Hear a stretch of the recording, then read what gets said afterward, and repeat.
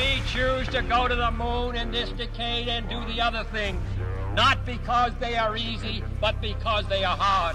That's one small step for man, one giant leap for mankind. The dawn of Orion and a new era of American space exploration. Touchdown confirmed. We're safe on Mars. Through GatorMade, we had the opportunity to come to the Kennedy Space Center and do this little micro-internship and network with some former Gators that actually currently work at NASA and do a little outreach presentation.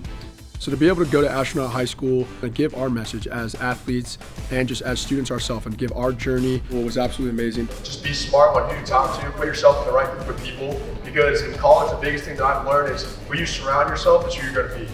It was a great experience to just pour into them what we kind of learned this week and then some of the things we learned at the University of Florida and playing for the Gators football team. This has been super exciting this week to be able to travel down to Cape Canaveral to be at the LSP and NASA facility. We've really been kind of touring around and be able to work with the LSP outreach program, being able to see all of the different types of buildings and what kind of goes into the process for a launch. Things that stood out to me were the VAB, or Vehicle Assembly Building. We got to go take a tour, and that thing is like the largest single-story building in the world. It stands like 558 feet. Seeing that, it was a great experience. And then we got to see a crawler. So a crawler takes a rocket to the launch pad. So to be able to see the VAB, all the different launch pads, learn how the rockets are being able to be assembled, how they're able to take off, and all the data and hard work behind the scenes that goes in to be able to make that happen.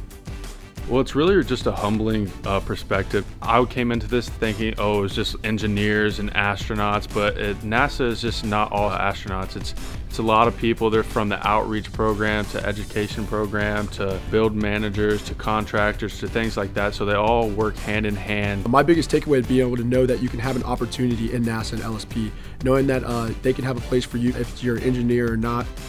Seeing where we've come from almost the 60s to now, all the missions and then everything that we've already accomplished, and just couldn't even imagine what we'll be able to accomplish in the future.